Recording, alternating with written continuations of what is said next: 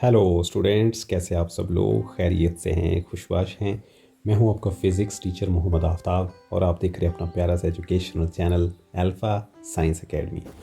Physics class 11 का chapter number 3 जिसका नाम मोशन एंड फोर्स है, ये हमने शुरू किया हुआ है और आज हमारा इस सिलसिले का 13th लेक्चर है जिसमें हम आज बात करेंगे मोमेंटम एंड एक्सप्लोसिव फोर्सेस के ऊपर, जो कि बहुत ही इंटरेस्टिंग टॉपिक होने वाला है। और आज हम बात करेंगे recoil speed of the gun की, यानी जब हम एक गन से बुलेट को फायर करते हैं तो बुलेट आगे की तरफ जाती है और गन पीछे की तरफ रिकॉयल करती है, पीछे की तरफ उसको एक झटका लगता है। हम देखेंगे कि वो पीछे की तरफ कितनी स्पीड के साथ आती है। तो चलें शुरू करते हैं।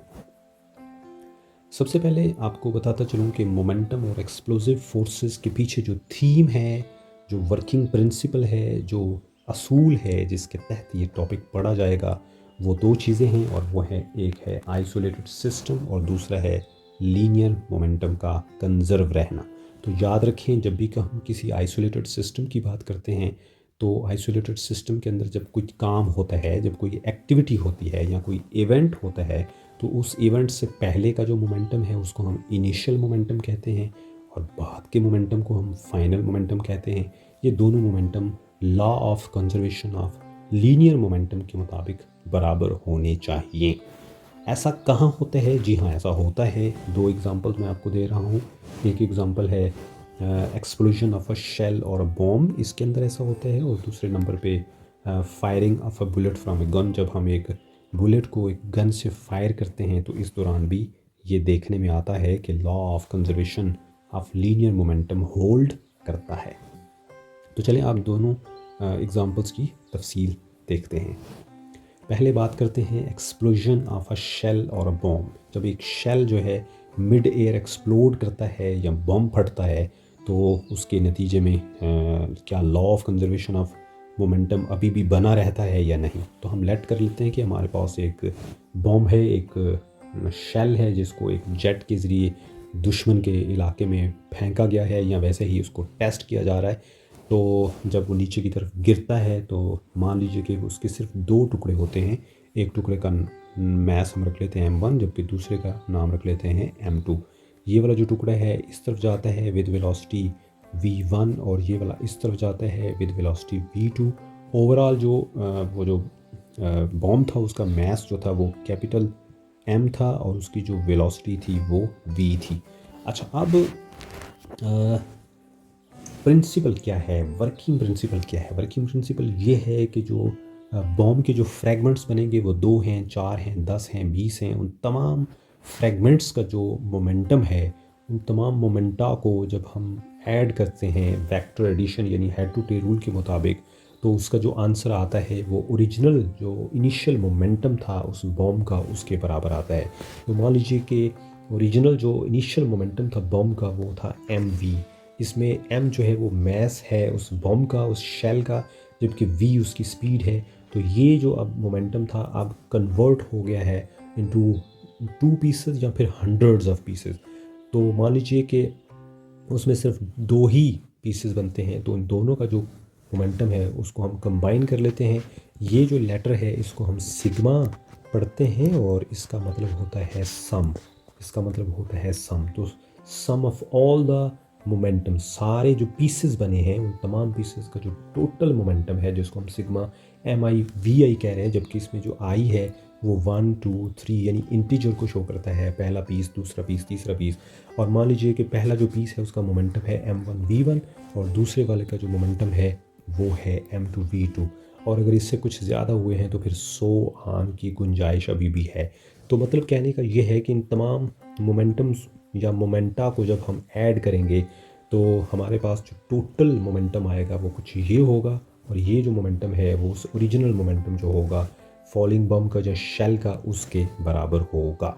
सो ये वो एक स्टोरी है, ये एग्जांपल है जिससे हमें पता चलता है कि जितने मोमेंटम के साथ एक बम, एक शेल गिर रहा होता है, नीचे की तरफ, ज़मीन की तरफ गिरता है, उसके एक्सप्लोड करने के बाद जितने भी टुकड़े बनते हैं उन तमाम टुकड़ों का जो मोमेंटा होगा या मोमेंटम होंगे उन सबको ऐड करेंगे तो वो इनिशियल मोमेंटम के बराबर ही होंगे। तो जितने ज़्यादा मोमेंटम के साथ एक बॉम्ब जो है वो ज़मीन की तरफ गिरता है, उसके जो टुकड़े होंगे उनका मोमेंटा भी उतना ही, उनके मोमेंटम्स भी उतने ही ज़्यादा होंगे according to law of conservation of momentum.